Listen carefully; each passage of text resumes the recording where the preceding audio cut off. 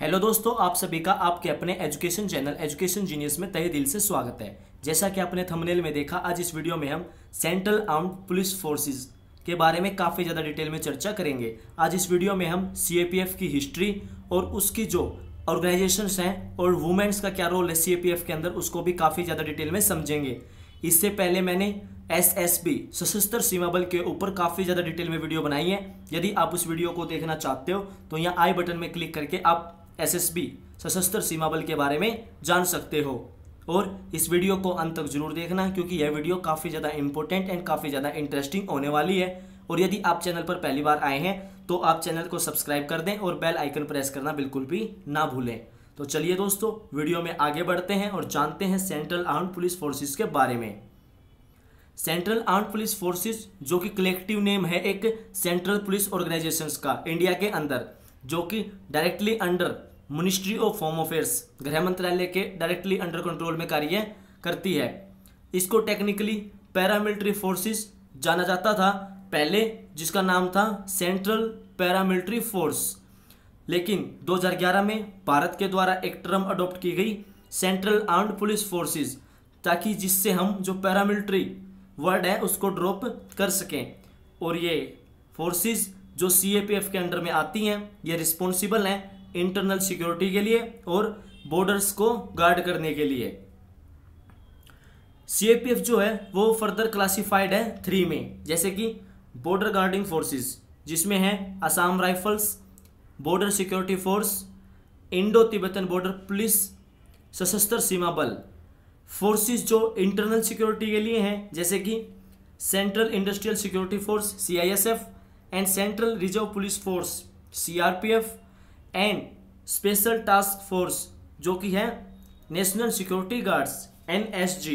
दोस्तों, जो भारत की टॉप 5 स्पेशल फोर्सेस में से एक है।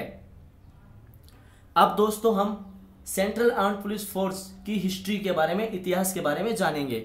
सीएपीएफ को पहले सेंट्रल पैरामिलिट्री फोर्सेस के नाम से जाना जाता था और वेरियसली रेफर्ड भी किया जाता था सेंट्रल पुलिस ऑर्गेनाइजेशंस के नाम से, पैरामिलिट्री फोर्सेस और सेंट्रल पुलिस फोर्सेस इंटरचेंजेबली। 2011 में भारत सरकार के द्वारा एक सर्कुलर रिलीज किया गया, जिसमें एक यूनिफॉर्म नोमेनक्लेचर को अडॉप्ट किया गया और जो नेम था उसके चेंज करके, फोर्सेस का जो नेम था उसको चेंज करके रखा गया सेंट्रल आर्म्ड पुलिस फोर्सेस, जो कि डायरेक्टली अंडर कंट्रोल है गृह मंत्रालय के मिनिस्ट्री ऑफ होम अफेयर्स के। इनिशियली 5 फोर्सेस, जिसमें border security force BSF, central reserve police force CRPF, central industrial security force CISF, Indo Tibetan border police ITBP and सशस्त्र सीमा बल एसएसबी, जो कि कवर्ड की गई थी अंडर जो न्यू नोमेनक्लेचर था, जिसका नाम था सेंट्रल आर्म्ड पुलिस फोर्सेस। इसके अंडर शुरू में 5 फोर्सेस को कवर किया गया था। असम राइफल्स एआर को अंडर ऑपरेशनल कमांड थी इंडियन आर्मी की, और जो एनएसजी पर्सनल हैं वो कंप्लीटली डिप्यूट किए जाते थे इंडियन आर्मी से, और जो other central armed police forces हैं उनमें से। ये नेम चेंज करने के पीछे पॉलिटिकल रीजन था, और जो इंटरनेशनल इंप्रेशन है फोर्स का उसको बढ़ाने के लिए भी यह नेम चेंज किया गया था। और कुछ कंट्रीज में जो पैरामिलिट्री वर्ड है ना, उसको रेफर किया जाता है मिलिटेंट ग्रुप्स के लिए, इसलिए भी यह काफ़ी ज़्यादा बड़ी वजह बनी कि जो हमें यह नेम चेंज करना पड़ा। अभी करंटली हाल में 7 फोर्सेस हैं जो कि सीएपीएफ के अंडर लिस्टेड हैं, जो मिनिस्ट्री के द्वारा डिफाइंड की गई हैं। सीएपीएफ क्लासिफाइड इनटू 3, जैसे कि मैंने आपको बताया था अभी। बॉर्डर सिक्योरिटी जो फोर्स हैं, बॉर्डर गार्डिंग फोर्स हैं, Assam rifles, border security force, Indo Tibetan border police, सशस्त्र सीमा बल, और जो फोर्सेज हैं इंटरनल सिक्योरिटी के लिए central industrial security force CISF, central reserve police force CRPF and जो स्पेशल टास्क फोर्स है एनएसजी, नेशनल सिक्योरिटी गार्ड, जिनको हम ब्लैक कैट कमांडो के नाम से भी जानते हैं। अब हम सेंट्रल आर्म्ड पुलिस फोर्सेस के रोल को समझेंगे कि इनका अहम रोल क्या है, महत्वपूर्ण रोल क्या है। Central armed police forces organise की गई with the primary role of border guarding, guard करने के लिए, बॉर्डर्स को सुरक्षा प्रदान करने के लिए। For Assam rifles, border security force, Indo Tibetan border police, सशस्त्र सीमा बल। जो सिक्योरिटी थी ऑफ सेंसिटिव इस्टेब्लिशमेंट की सीआईएसएफ के द्वारा, सेंट्रल इंडस्ट्रियल सिक्योरिटी फोर्स के द्वारा, और असिस्टिंग पुलिस को असिस्ट करने के लिए, टैकल करने के लिए लॉ एंड ऑर्डर को, काउंटर टेररिस्ट ऑपरेशंस को और काउंटर नक्सल ऑपरेशंस को वह बनाई गई CRPF, central reserve police force और national security guard. Apart from the primary role, दोस्तों इस प्राइमरी रोल को छोड़ के जो सारी की सारी सीएपीएफ्स हैं उनको इन्वॉल्व किया गया पुलिस को असिस्ट करने के लिए लॉ एंड ऑर्डर सिचुएशन में, एंड ऑल्सो आर्मी को इन काउंटर टेररिज्म और टेररिज्म ऑपरेशंस में। बॉर्डर सिक्योरिटी फोर्स और जो सेंट्रल रिजर्व पुलिस फोर्स है assisted the army during the external aggression in the past. BSF ने और सीआरपीएफ ने आर्मी को काफ़ी बार असिस्ट किया है एक्सटर्नल एग्रेशन के टाइम पे। सीएपीएफ का जो वर्क है along with both Indian army and police in different roles assigned to them. जो ये सेंट्रल आर्म फोर्सेस हैं इनका जो रोल है इंडियन आर्मी के साथ में, पुलिस के साथ में, वो उनको असाइंड है काफ़ी डिफरेंट सिचुएशंस में और डिफरेंट इवेंट्स में। Central arm police forces personnel various important organisations में सर्व करते हैं, जैसे कि such as research and analysis wing RNAW, जो अपनी खुफिया एजेंसी है रो, उसमें भी सेंट्रल आर्म पुलिस फोर्सेस के जो पर्सनल्स हैं वो कार्य करते हैं। स्पेशल प्रोटेक्शन ग्रुप SPG, जो भारतीय प्रधानमंत्री जी को सिक्योरिटी प्रदान करती है।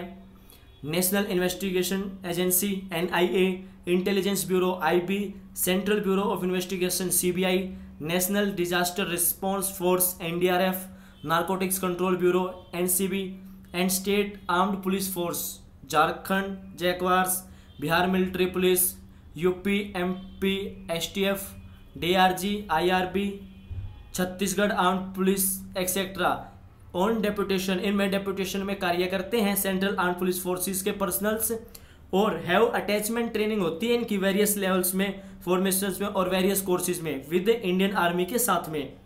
जो रोल और परफॉर्मेंस है वो एक ग्रेट सिग्निफिकेंस को एज्यूम करती है due to the special features of an emergency force, एक special features of an emergency force के रूप में, जो कि प्रेस्ड है सहायता करने के लिए सिविल पावर को मल्टीपल रोल्स को परफॉर्म करने के लिए। एक्सट्रीमली डिफिकल्ट सिचुएशंस में मल्टीपल रोल्स को परफॉर्म करने के लिए सिविल पावर को भी सहायता सेंट्रल आर्म पुलिस फोर्सेस के द्वारा प्रदान की जाती है। अब हम ऑर्गेनाइजेशन के बारे में जानेंगे। सेंट्रल आर्म पुलिस फोर्सेस की ऑर्गेनाइजेशन के बारे में जानेंगे, जिसके अंदर है असम राइफल्स। जो असम राइफल्स है वो एक सेंट्रल पुलिस है एंड पैरामिलिट्री ऑर्गेनाइजेशन रिस्पॉन्सिबल है जो बॉर्डर सिक्योरिटी के लिए, काउंटर इंसर्जेंसी के लिए and law and order, north east में लॉ एंड ऑर्डर को मेंटेन करने के लिए। इसका जो प्राइमरी रोल है वो गार्ड करना है 1643 किलोमीटर का जो लॉन्ग इंडो म्यांमार बॉर्डर है उसको गार्ड करने के लिए। जो असम राइफल्स हैं वो under the administration of ministry of home affairs के अंडर में कार्य करती हैं, जो कि इसकी ऑपरेशनल कंट्रोल है वो इंडियन आर्मी के द्वारा मेंटेन की जाती है। It is the oldest paramilitary force in India. दोस्तों यह इंडिया के अंदर ओल्डेस्ट पैरामिलिट्री फोर्स है, भारत की ओल्डेस्ट पैरामिलिट्री फोर्स है।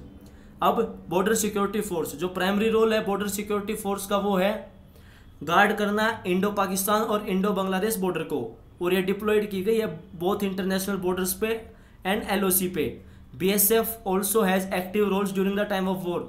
BSF का एक्टिव रोल रहता है काफ़ी ज़्यादा वॉर के टाइम पे।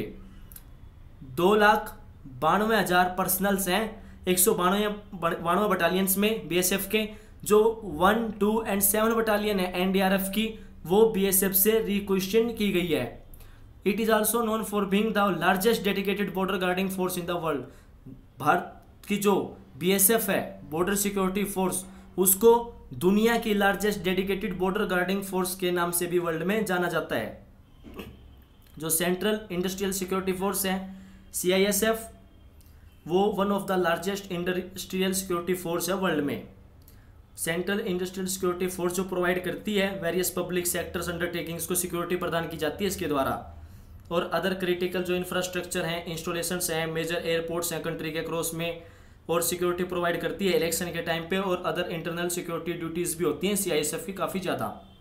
और VIP जो प्रोटेक्शंस हैं उनके लिए भी CISF को अहम रोल असाइन किया जाता है। जो टोटल स्ट्रेंथ है वो है 1,44,418 पर्सनल्स 132 बटालियंस में, जिसमें 9 रिजर्व बटालियन है। जो सेंट्रल रिजर्व पुलिस फोर्स है CRPF, वो सेंट्रल रिजर्व पुलिस फोर्स वो largest central armed police force है यूनिट, जिसमें 3,13,678 पर्सनल हैं 247 बटालियंस के साथ में। जो सेंट्रल जो पुलिस है वो इंक्लूड करती है रैपिड एक्शन फोर्स RAF को, जिसमें 15 बटालियन है एंटी राइट फोर्स जो ट्रेंड की जाती हैं सेक्रेटरियन वायलेंस को रिस्पॉन्ड करने के लिए।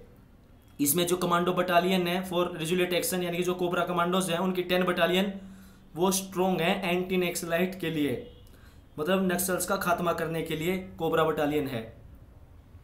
Indo Tibetan border police ITBP, जो इंडो तिब्बतन बॉर्डर पुलिस है वो डिप्लॉय की जाती है गार्ड करने के लिए duties on Indo China border पे, काराकोरम पास से लद्दाख में टू दीपू पास अरुणाचल प्रदेश तक, जो कि एक टोटल एरिया 3,488 किलोमीटर का एरिया कवर करती है। और इनके पास में 89,432 पर्सनल्स हैं 56 फाइटिंग बटालियंस में, 2 DM एंड 4 स्पेशलाइज्ड बटालियंस हैं।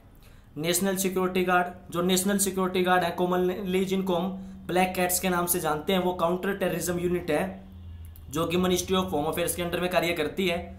और इसको 16 अक्टूबर 1984 को फाउंड किया गया था under the national security guard act 1986।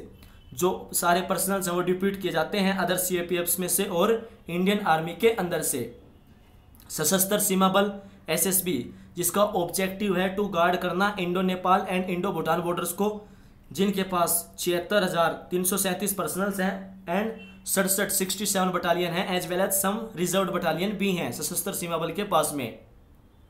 अब रिक्रूटमेंट, जो रिक्रूटमेंट होता है कैंडिडेट्स का CAPFs में, वो कंडक्ट किया जाता है एक एग्जामिनेशन के द्वारा जो कंडक्ट की जाती है यूनियन पब्लिक सर्विस कमीशन के द्वारा, और स्टाफ सिलेक्शन कमीशन के द्वारा भी एग्जाम कंडक्ट करवाए जाते हैं। और जो रिस्पेक्टिव सर्विस हेडक्वार्टर्स हैं depending on the post to be filled, जो पोस्ट है उनके ऊपर भी डिपेंड करता है कि उनको फिल करने के लिए जो मिनिस्ट्री ऑफ होम अफेयर्स है and the staff selection commission है यूनियन गवर्नमेंट का, वो इंडिया का, वो अलाउड करता है रिक्रूटमेंट एग्जामिनेशंस की CAPFs की जो कंडक्टेड होती हैं असमीज, बंगाली, गुजराती, मराठी, मलयालम, महिती जो मणिपुरी,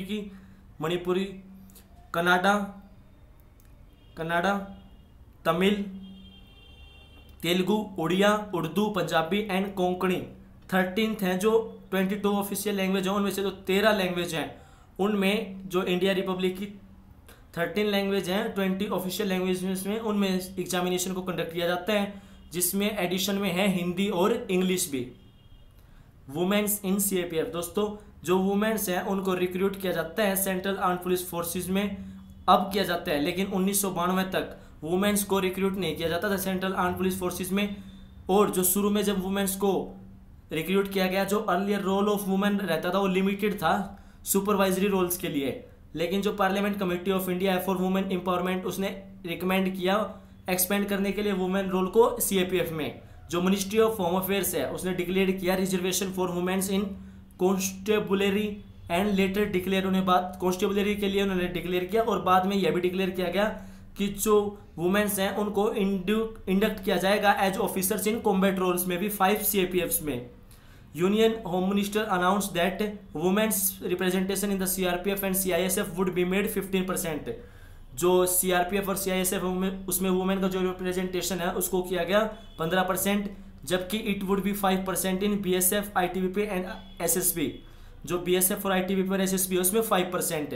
2016 में यह डिसाइड किया गया कि 33% जो पोस्ट हैं कॉन्स्टेबलरी लेवल पे वो वुमेन्स के लिए रिजर्व्ड हैं CRPF में और CISF में, और जो 14-15% है वो पोस्ट कॉन्स्टेबल लेवल पे BSF में, SSB में, ITBP में एक फेस्ड मैनर में वुमेन्स के लिए रिजर्व्ड है। दोस्तों उम्मीद करता हूँ आपको CAPF के बारे में काफ़ी अच्छे से समझ में आ गया होगा। यदि आपको समझ में नहीं आया तो आप एक बार वीडियो को दोबारा जरूर देखें।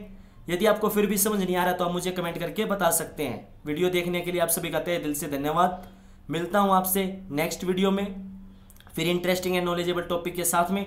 तब तक के लिए आप चैनल को सब्सक्राइब कर दें और बेल आइकन प्रेस करना बिल्कुल भी ना भूलें। थैंक यू दोस्तों, जय हिंद, जय भारत।